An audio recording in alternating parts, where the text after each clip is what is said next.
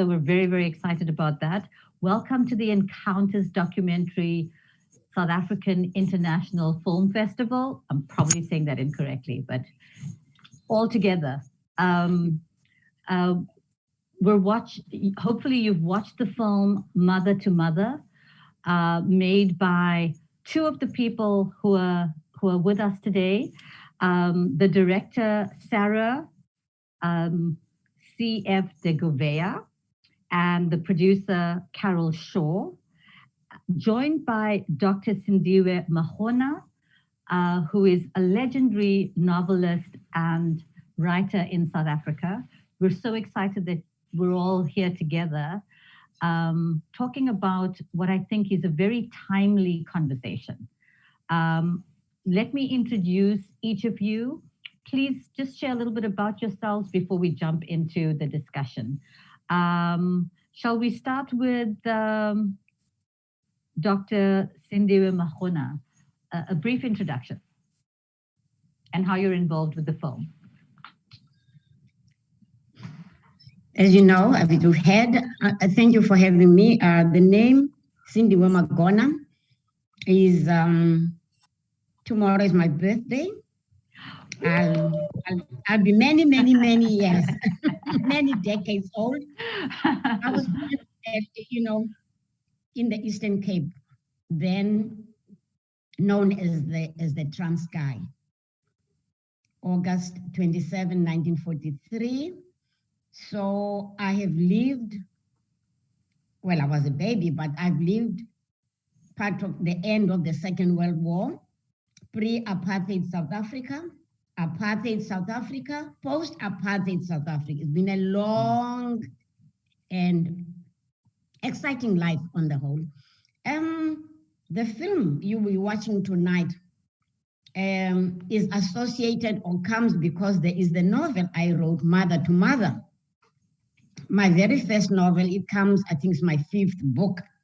It comes after 2 books of autobiography and 2 collections of short stories. It's not a novel I planned. It's a novel that was provoked out of me.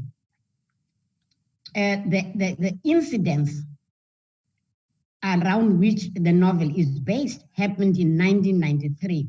The novel only came out in 1997 because I started writing it 2 years before that, 1995.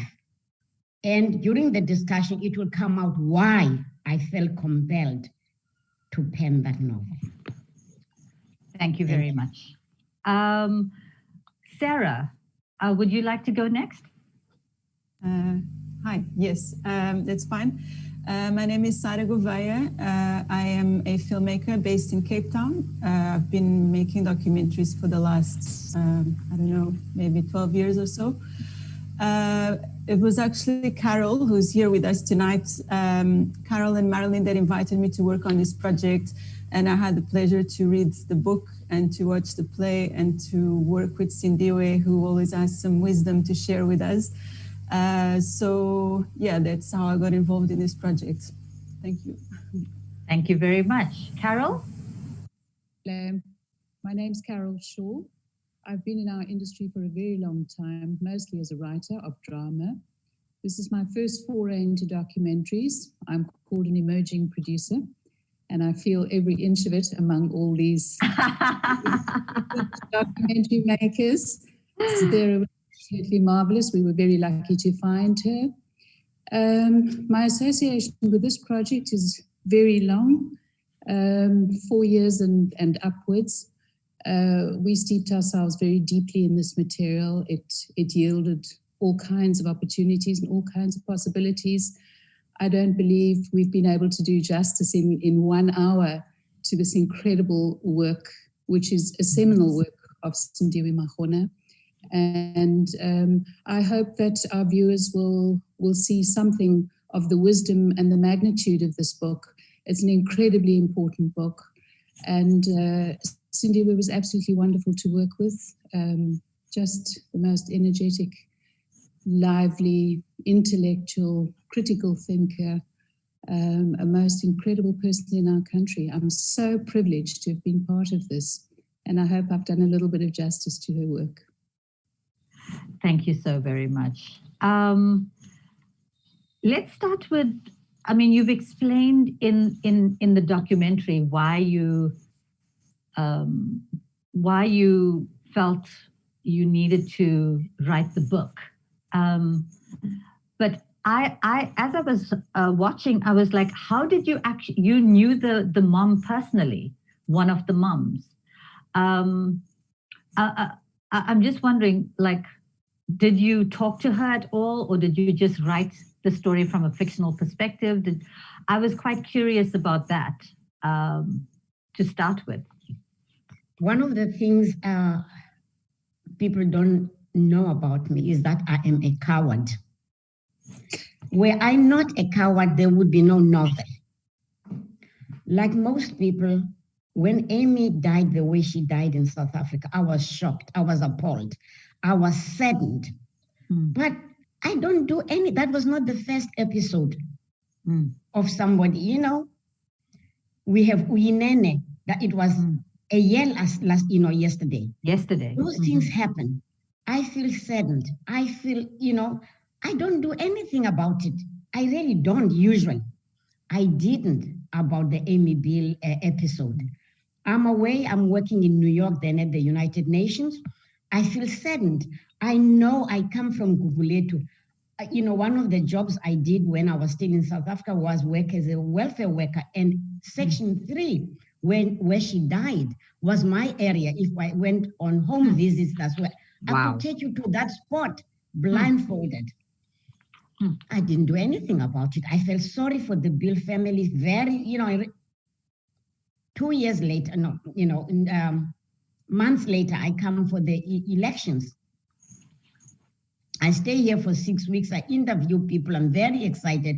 I'm at the airport after 6 weeks, going back to New York.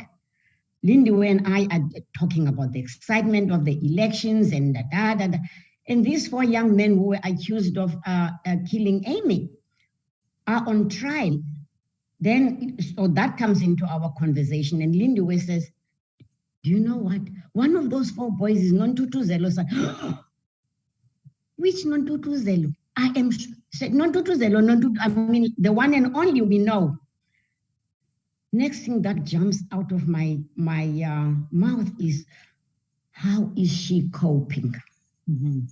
That was a turning point in my life. Never before had I ever stopped to give a single thought to the other side of the tragedy. We are conditioned by society like that. We grow up feeling sorry. The tragedy we see is the side of, you know, the family that has lost someone who has died. That moment taught me that the other family suffers too. You know, we don't care about them. If we give them a thought, we condemn them. But this is somebody with whom I played, somebody whom I knew as a child up to, you know, just, 12, 13, maybe 14. And her life became, sadly, what I call in my writing elsewhere, a perfect product of apartheid. I complain sometimes about my life, but when I look at that life, I realize just how singularly fortunate I have been. Not that I deserve all the good fortune that, you know, the almighty, you know, coincidence, the ancestors have piled on me to not end up. I mean, the very fact that I don't have a child who has killed somebody or raped somebody or done anything like that is already such a blessing. And then I ask myself, why? Why me? And one of the things I've realized is that those of us who, despite apartheid, ended up with the ability to put 2 sentences, 5 sentences even together, we owe it to posterity to leave footsteps. So that when, 2,000 years from now, people are excavating our lives, the story will also be seen from our perspective. Thank you. I think in our culture, when something like this happens, the other side, the family of the perpetrator, must go and eyeball the family of the victim. Not that is going to make any difference. The child won't come back, but you have to say, we are sorry. And from that point of view, I knew this woman and how zestful she was as a child. She would have had she would have had the words. Was she ever going to meet Amy's mother? Would she have the language? Would Amy's mother understand? But I also felt Amy's mother, Amy's family needed to know that despite what de Klerk said about, marching through Guguletu, to restore order and, fight crime, marching through the streets of Guguletu, even that 1 minute of silence throughout was not going to put what was wrong right here.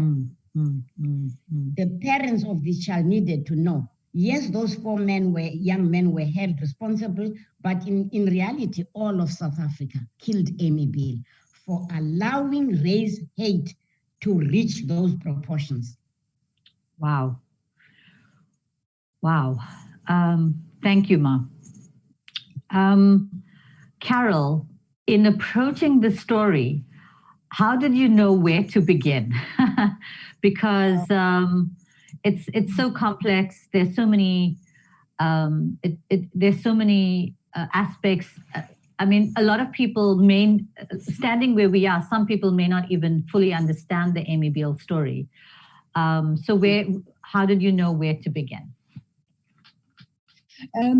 Magona, it was honestly, this is the most layered and complex work I have ever read about this society. And it was very easy to fall into the trap of foregrounding the actual murder itself and foreground the fallout of that. That is a matter of forensic information that anyone can look up. The extraordinary thing about this book, and there was no confusion in our minds what the story was about.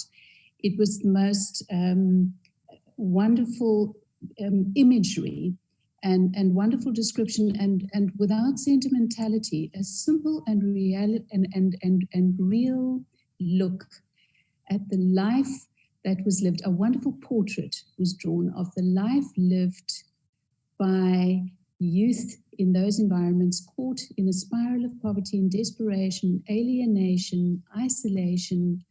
Nobody condones violence, of course not, but in the heat of gatherings and in the heat of protest, one can fully understand how these things can occur.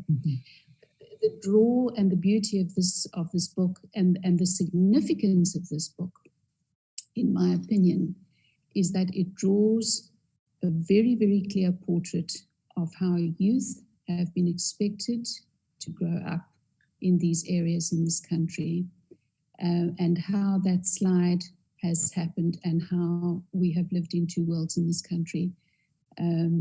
That for me was the drama in the story, and it wasn't difficult to foreground that. That was what the book was about. So in approaching it, we took that line, but I must tell you that there are so many layers to this work and so many threads. We had to select which are we going to focus on in this documentary. Exactly. We were very fortunate to have seen that NFVF were calling for a project under a special projects call for Heritage Month. It had to do with the 5 years of democracy. And there were so many coincidences around this book. The fact that we had been in democracy for 25 years and things, if anything, looked somewhat worse. We were right on the cusp of the 25th anniversary or commemoration of Amy Biehl's death. There were so many remarkable ways to bracket the story, and then NFVF put out a special call looking for projects under the next 25 years of democracy, and this just fitted that absolutely perfectly. And the powerful message in Sindiwe's book is that if we do not look backwards, we do not have another 25 years of democracy. And our feeling also in trying to work with youngsters was we've squandered so many opportunities for reparation and reconciliation. We've had them delivered to us on a plate many times over, and we've squandered those opportunities. And it's the book deals very clearly with people need to start thinking about doing the right thing. So no question about how we approached the book. We simply followed Sindiwe's text, and it was all there.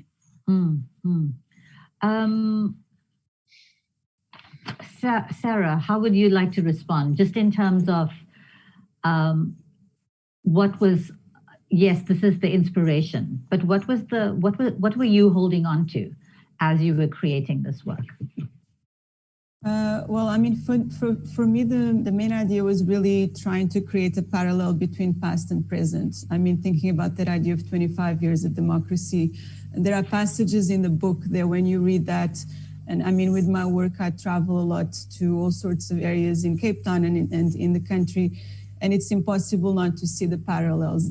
It's for some people, things really have not changed in South Africa. So that was one of the ideas that we were holding on to. For me, the other idea was really to get the kids that we see both at Westerford and Oaklands High.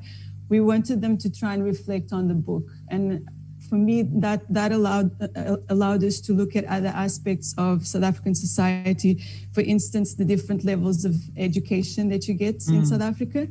And I think that becomes quite apparent between the two schools. It's just, and I mean, they're about 10 minutes distance from each other. And it's like worlds apart. So for me, that became important because it opened up doors for us to show without having to necessarily say that the differences are still here, that segregation is still here. And yeah, I mean, I think we were very lucky with the kids. They all loved to be part of a movie and they all had some very interesting things to say.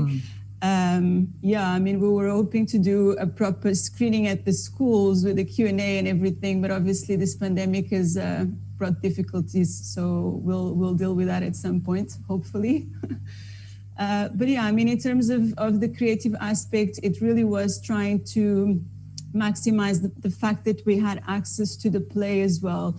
And Thembi is such an amazing actress. So to have her perform bits from the book, obviously it's been adapted from the book, and to be able to use that expression and that emotion in the film, I think it really added a really beautiful element to this documentary. It's not just sit down interviews with people explaining things, you actually get to feel those things as well. So I think we were very lucky to be able to work with Thembi. She's amazing.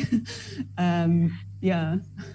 Definitely, she was able to embody, that was my sense. She was able to embody in a kind of more visceral and present way the words of Mom Sindiwe and bring to life this untold story of women in South Africa, of the oppression in South Africa that was a daily grind.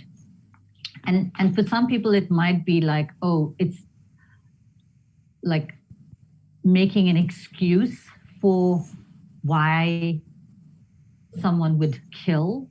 But I think it was my sense is that it really dug deeper into looking at the systemic issues that sponsored how the situation that people are going through. One of the key parts of the story is empathy, and empathy on a whole range of levels. That is actually an uncommon situation. Not everyone is empathetic. Was that something that you wanted to convey, this notion of empathy? Are you talking to me? It can be you, or if anyone else wants to speak. I mean, I think that idea comes from the way that Sindiwe wrote the book. I mean, it really, I don't think you're capable of writing a book like that unless you feel empathy yourself. And that really does come across. It really does force you to put yourself in someone else's shoes and experience what this person is experiencing. And it does not excuse bad behavior in any capacity. It just kind of shows you how this long history of violence ultimately and hatred can allow for something like this to happen. So yeah, I mean, I think that comes across in the film, not so much from what we've done with the film, but more from the words that Sindiwe wrote. I think it all starts there, really. Yeah. Would anyone else like to respond, Mom? Sindiwe? Thank you. Empathy is really the crux of the matter here. I'm not oozing empathy myself, but it was, that moment at the airport that I connected with the mother of a killer. That for me was the first. And it was a Damascus moment for me to realize that could have been me. There's no reason that wasn't my son. When we were growing up, nothing separated me, made me more special than that other child. Nothing. And it is realizing that there, but by the grace of God. And we are, as a nation, South Africans, as a nation, we are crippled by this lack of empathy, this labeling of everybody through skin color. You can't do something wrong. You can't be a bad driver. You are a bad black driver, a bad white driver. Woman, you can't, a woman driver. The thing is, we have forgotten how to be human. So blinded by other things that we cover people with.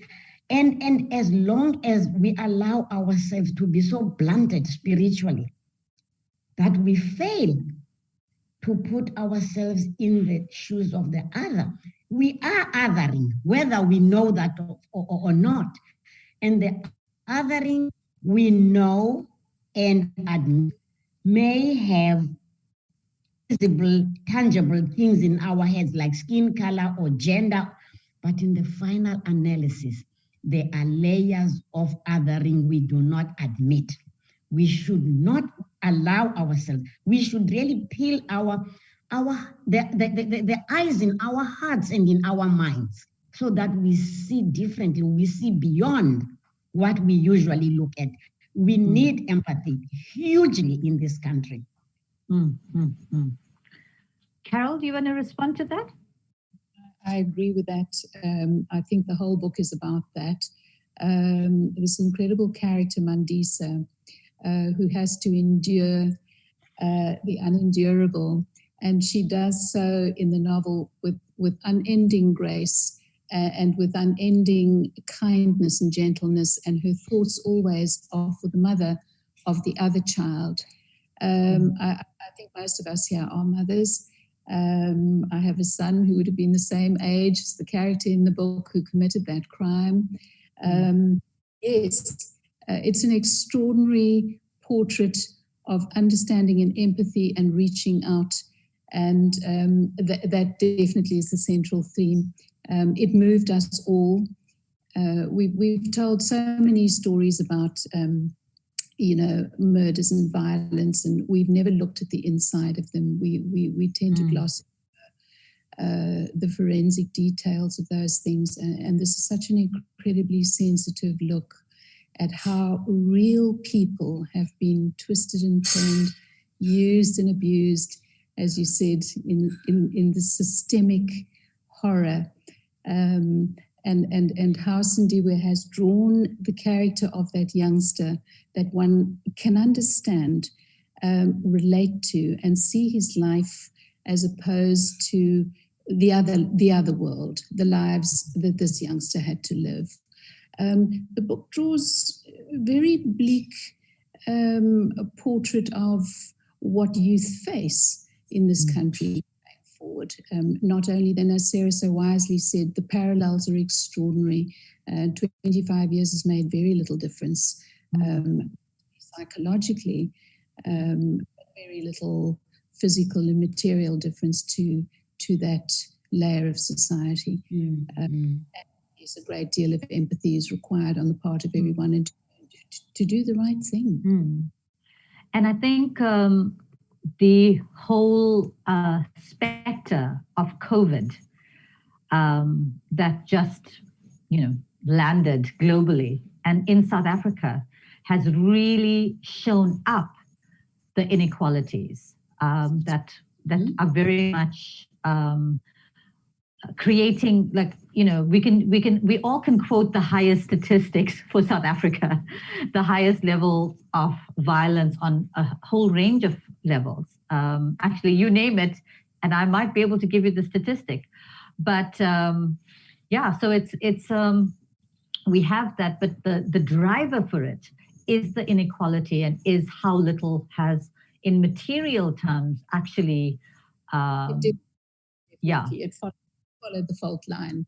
And absolutely, those who had survived it and those who don't have not. And it's as simple as that.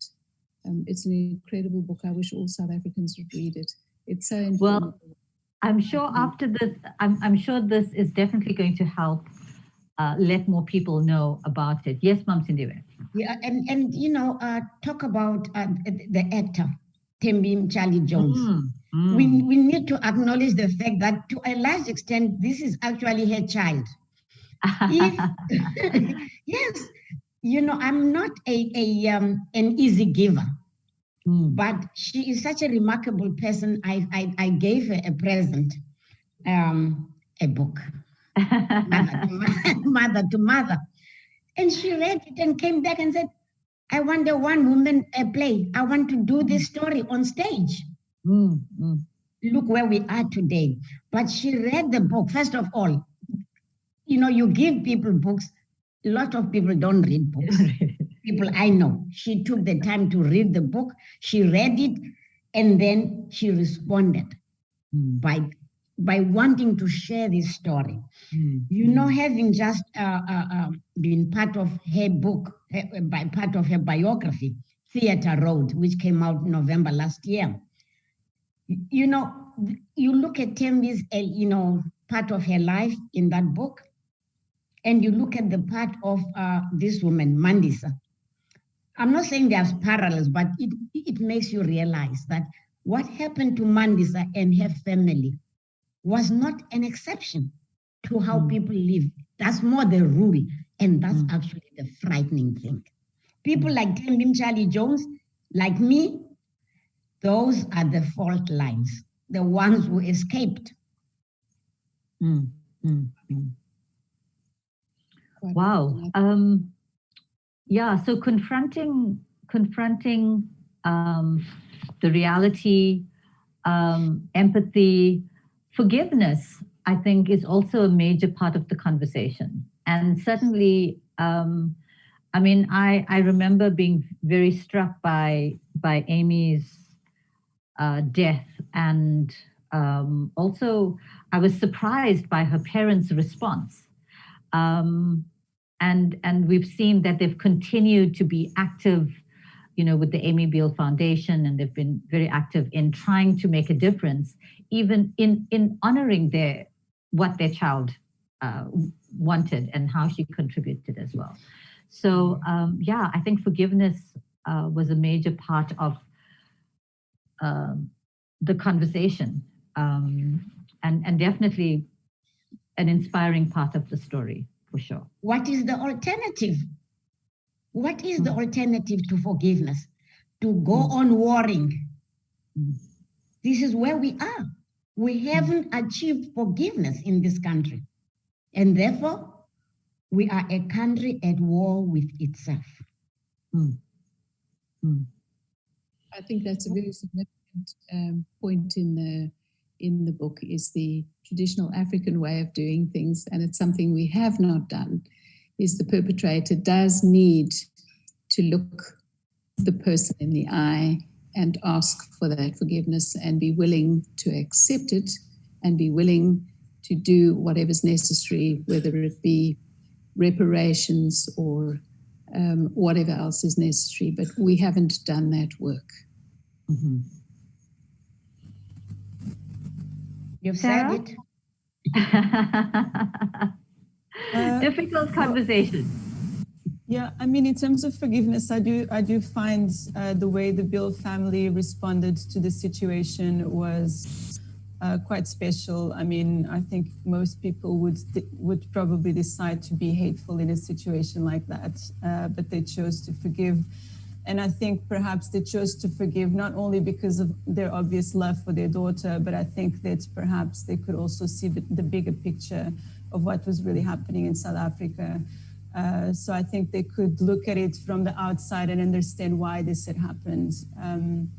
So yeah, I mean, I think there's something quite beautiful to learn from that sort of attitude.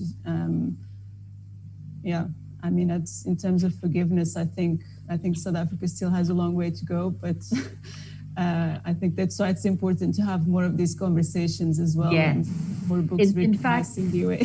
Yes, and I loved what you said, Mom Sindiwe. You said the time now is for healers and builders. You know, the work, like the political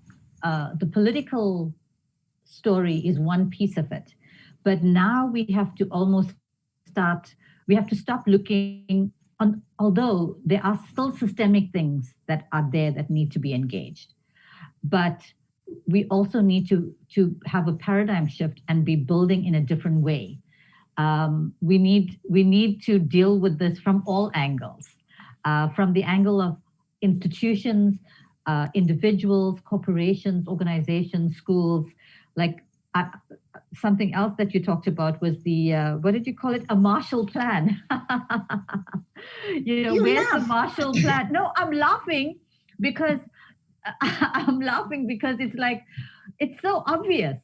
And yet, the Constitution, I think a lot of people misunderstood the Constitution was only a framework, but a Marshall Plan is a practical plan. I mean, most places are totally still segregated. And until we continue not to know each other, we'll continue not to move to the next level. Who wants to respond? Well, I'd just like to say... Carol. Let's go to Carol first. I think we all look to the next person to do the work for us. We all look at the institution or the Constitution or the systemic problems. And we really do forget about the role that we are those things. We form part of those things. And the individual has not taken individual responsibility for those things. Active citizenship is one way of doing these things. Volunteerism is another. We don't take responsibility as individuals. We rely on the systems to change in some magical way that we have no part of, and then we do cry foul when they don't match up. But I think we're in such a unique and polarized situation in our country at the moment. It cannot be left to the systems. It cannot be left to the institutions. We do have to actively, as individuals, take control of what we know we should be doing, and that really is to do the right thing. And Sindiwe speaks about that a lot in her book. Ma'am Sindiwe? Thank you. I stupidly, in retrospect, looking at it now, believed in 1994 or just before that there would be a Marshall Plan, that the word would come up that let's stop, let's look, let's analyze, and let's reorganize as a nation. It didn't happen. But why am I surprised? Where else has it happened? Wherever there has been oppression or colonialism, that, then freedom came, people fought and there was freedom. Look what happens. The very people who fought to free everybody those people start forming their own exclusive club. Mm-hmm. And the freedom is theirs only. Mm-hmm. Who would have thought people like Archbishop Tutu would say publicly to the ANC, what you are doing is not in my name. Mm. You know what I mean? Mm-hmm. At first, then there would be whispers post-freedom days. No, it's not right. Because everybody is afraid of the people who gave you freedom. Eventually, people stop whispering and start saying it aloud. Mm-hmm. And it is the history of colonialism and freedom, and then going back. When I was at the UN until I retired, most of Africa we were the last to be free. Become independent. Mm-hmm. Independent. And I'm not lying when I say not one person from the rest of Africa, when we were, just, rehearsing and not pretending. Not one person wouldn't say, my sister, if my country could be where it was at independence, that would be a blessing. What does that say? What does that say about our independence? People don't want to be oppressed once more. But what they're saying is, we haven't got what we expected post-independence. Mm-hmm. And in a lot of ways, things are worse. And this comes up time and time again, and we can see in the US, for example, which has a democracy, that they now understand that the kind of work that's required, they have to, nothing has been. There's more problems than anything else. It's shown that. And so I think for a lot of people, and what I heard people say just after 94, I'm so tired. And someone else is going to take over from here. I'm so tired. And so instead of being vigilant in that moment and continuing to be active and understanding that we're on the next part of the marathon. Yes. A lot of people threw their hands up and said, okay, we've won, it's done. But we've, I don't even know where we are. Political independence. Yeah. Political independence is not total independence. You may be free to vote now, which we weren't. We are citizens now, which we weren't. But that's not the whole of the freedom we should expect. There is economic freedom. There is social freedom. There are other kinds of freedom. Look at the freedom that is not there for people who are what is the word? Who have alternative lifestyles gender-wise. Those people are not free. You get, silliness like corrective rape in this free country with the Constitution guaranteeing their freedom. They don't have that freedom. The fastest growing industry in South Africa is the security industry. And then we think we are free. We are not free from crime. We can walk where we want. I would love to go and look at the moon on a full moon night at the beach. You think I'm crazy enough to do that? No. Where is my freedom? Wow. I think this film is probably going to raise more questions than provide answers. I have a few questions from Facebook. One of them is from Taryn Joff. Considering the sensitive subject material, what kind of reactions are you anticipating with a wider release? And how does one manage bias when it comes to this kind of filmmaking? Vera? I don't know. I would like to think that, actually, as you said, that this is a film that raises more questions than offers answers. So I'd like to think that it's a film that will get people thinking and not necessarily angry. So that's kind of my take on it. If it gets people talking, then I think that's a good thing. Yeah. Carol, do you want to respond? Yeah, I think it is difficult subject matter. Most people's response to the Amy Biehl murder is that they should have all gone to jail and sat there forevermore. This film tries to engage with the possibility that there may be something else to look at that hasn't been looked at before, and will you take the time to look at that as a possibility, that your son And my son and Sindiwe's son are the same people. It's circumstances that have placed them in different environments. And our film tries to be a sensitive and probing look at the other side of the story. He was just an ordinary young man trying to find his way in this country, the same as anyone else's son. And that's what I hope the film will do. And we tried not to, as I say, foreground the Amy Biehl story, because that really wasn't the story. We know all the injustices around that. The real story is just looking beyond that. Father of the sons who didn't have the life that we did. I hope that'll be something people will take. Okay, lovely. Another question more around the plan. Sharon Jackson asks, it's such an important film. Once COVID is over, what is the plan for ensuring all South Africans get the opportunity to see it? A school rollout, perhaps? Anyone like to answer that? Well, Carol, I think you can take this one. What's the plan, Carol? Yeah. Please remember, I'm an emerging producer. I don't have all the...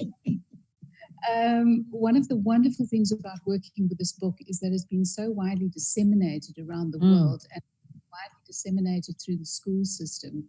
So we were discussing at the point at which we were filming, and we had such a very, very tight and short time in which to complete the film. We really were very focused on getting it made rather than what we were going to do with it afterwards. It was supposed to have run on Heritage Day last year, the 24th of September last year.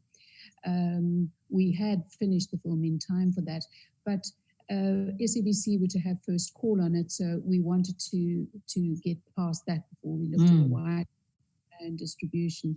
So one of the things that we have in our sites is the fact that the book has been so widely disseminated through schools, not only in the Cape, but throughout the country. So that's a good start point. Lovely.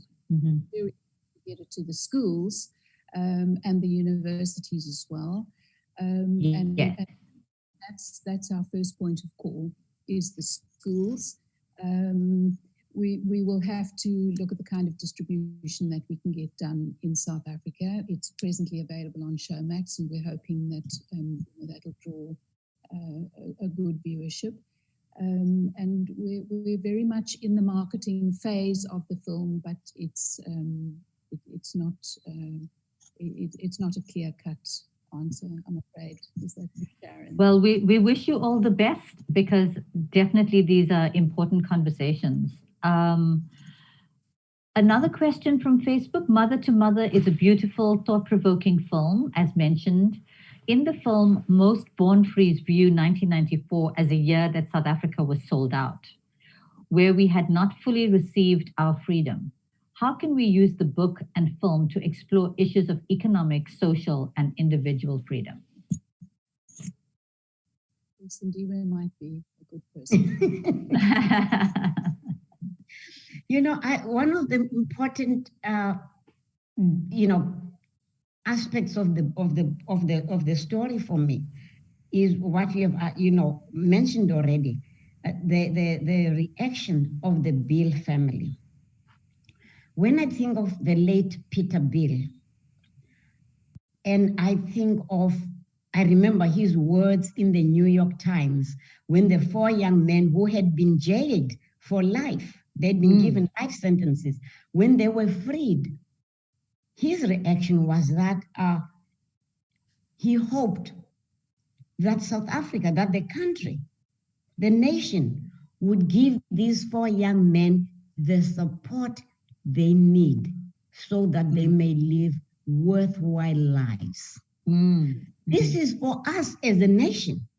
Unless we are mindful of the young people who are given to us in this country, the children who are born for us to nurture and raise unless we guide them through childhood responsibly. This will never end. It is our role. That's the only way. You know, to have posters of university students who are saying, donate now, no students should be left behind. It is already too late. They are already left behind if they are appealing for help at uni. No child should be left behind means exactly that. The saying that scientists say about the importance of the first 1,000 days of a child's life. Exactly. By the time they reach, their teens, it's too late. Matric is too late. Grade 7 is already too late. If we don't mind our human gifts, we are lost. And then Peter said, when people were praising them for forgiveness, they said South Africa needs to forgive itself. There can be no forgiveness without understanding. There can be no understanding without real, meaningful. Yes, it's not going to be dialogue. It's not going to be easy. But was it easy getting to where we are? I often find that the older generation look at the younger people with like, oh, why don't you know this and why don't you know that, and they're surprised often. But the reality is, we're in this pickle because we actually don't know our history, and so we're almost like in a vacuum. We're kind of dangling. There's all the stuff that happened. I was actually saying, and maybe that's a project for someone out there, apartheid 101. Like nobody actually knows what that actually meant and what that may have looked like. And obviously your book gives us an insight into that. But for young people, it's not in their curriculum. Many people who were victims of apartheid also felt like they don't want to convey their stories to their children. They didn't want the hurt to continue. So it's so complicated. But we're sitting with young people and people of all ages who, we had history, but what version did we have of it? And we just really don't know enough about what happened in South Africa. Yes. I am not, don't get me wrong. I always have to say this. I'm not excusing anybody for not knowing. One of the reasons I write, there are several, but one of them is that I woke up in my early 30s that white South Africa had no idea of my life. That was a surprise to me. You have no idea. That I thought they made laws. Of course they know. A lot of white South Africans had no idea. I'm not saying it's an excuse, but I'm just stating a fact.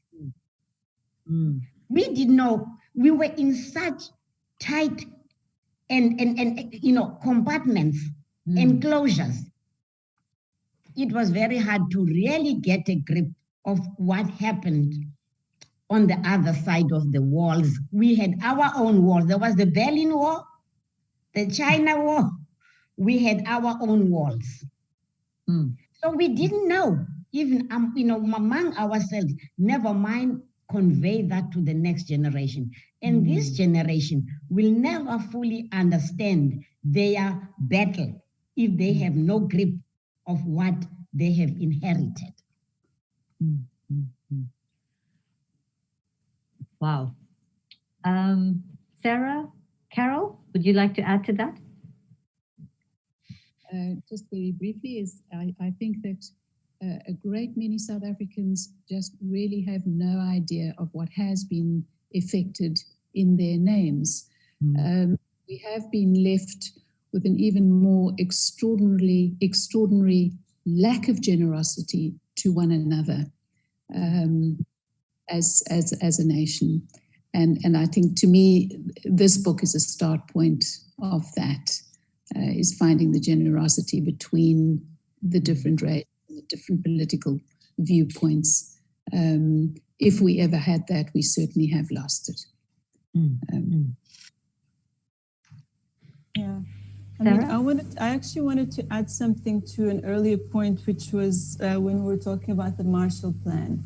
And I actually remember very well that conversation with Sindiwe, where I was actually reflecting on what was happening in the Cape Flats when the army was sent in. And I asked Sindiwe, like from my point of view, this looks very wrong. They should be sending in psychologists and therapists and that's where that conversation about healing came. And this is pretty much how I feel about violence in South Africa. I think there's a lot of people living in a lot of pain, a lot of psychological pain, but also, anger, all sorts of things that can make you angry.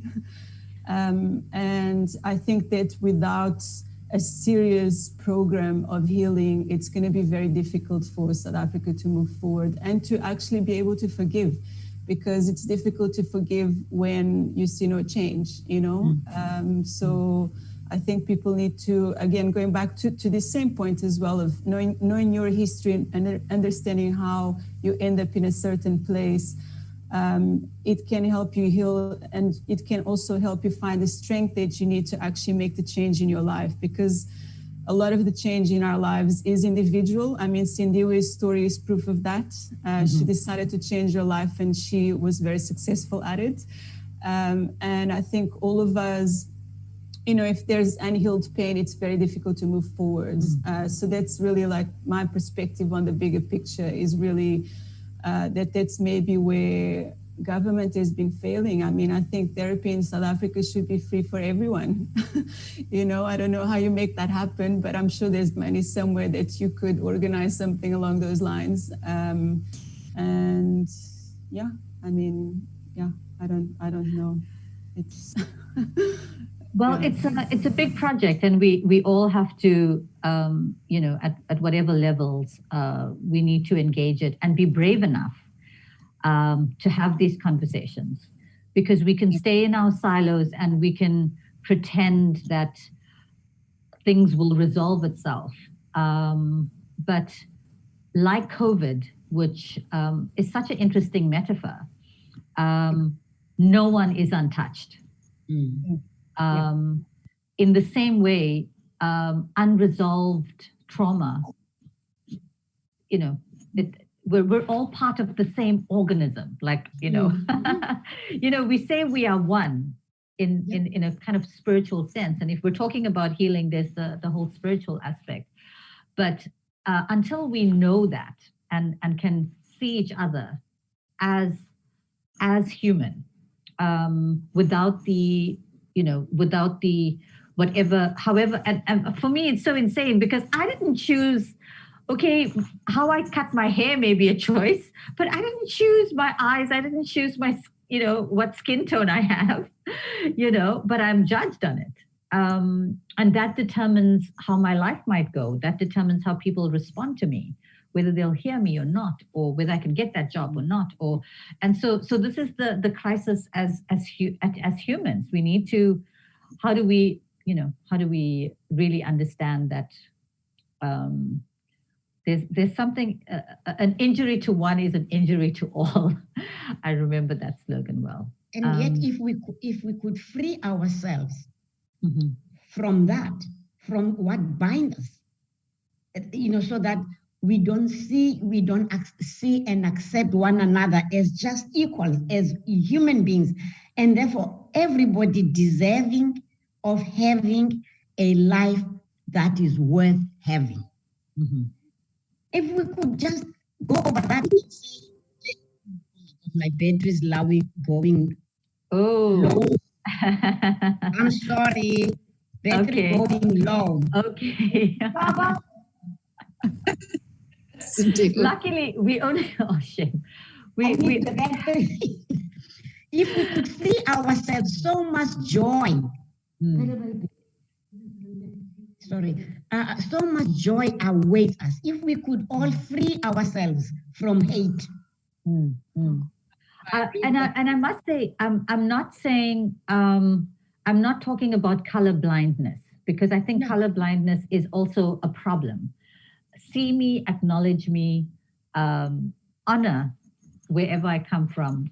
But so I'm not talking about color blindness, which I think is, is also problematic. I think we just have literally just the last couple of minutes. Any closing thoughts and closing words from anybody? Well, I'd like to say that I think as South Africans, we have more similarities than differences. And I think we should not underestimate how divisiveness works for politics, and how culpable they are as well in dividing people and polarizing people. It works for politicians to have that.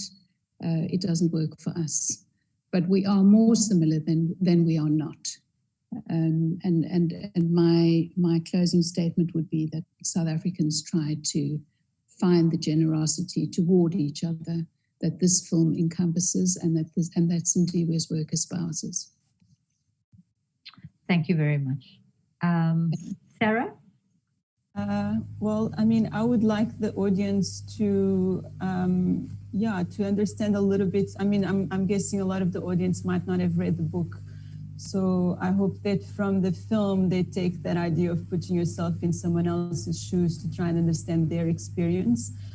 Because in a place like South Africa, there are vastly different life experiences.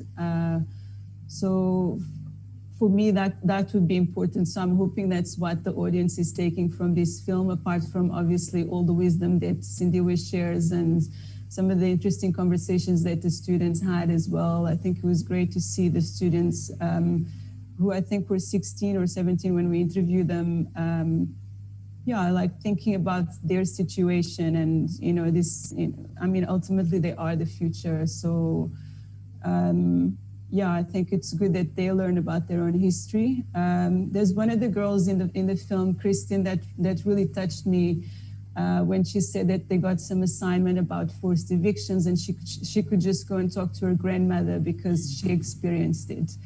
And maybe some of the kids at Westerford High, like maybe they won't have that, So just those very different life experiences, like we try to show that in the film. But ultimately it was about trying to bring to life some of Sindiwe's words. So I hope we did it justice. The book has got just so much more to offer that I really hope we did do it justice. This is always a challenge when you're looking at a book and a film and what choices to make. So Sindiwe, what are your closing words? Because you are Mine is just to be really to express to say just how grateful I am that the book has been, the life of the book has really been extended in a way. I was looking at past to present. Now that present I was looking at has become the past. And through this film, the past has been made present. And now we are projecting into the future. And it is my fervent hope and prayer that the present generation of young people can see themselves as the young people of yesterday and see the choices that those young people made that were not right choices, not the correct choices, and choose to go a different way and listen to the words of the Biehl family, especially Peter Biehl.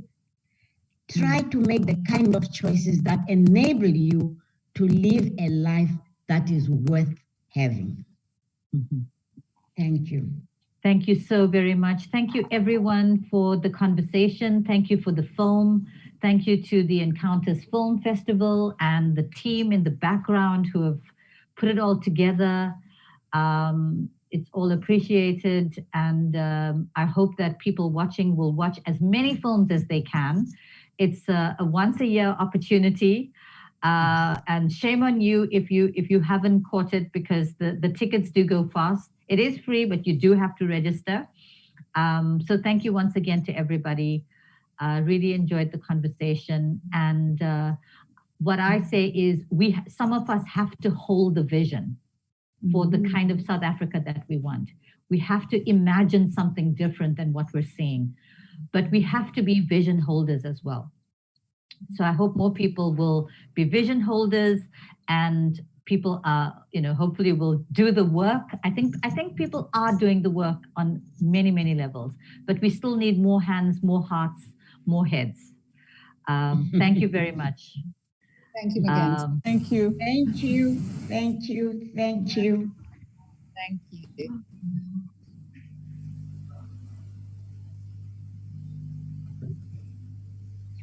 Hi, everyone. Hi.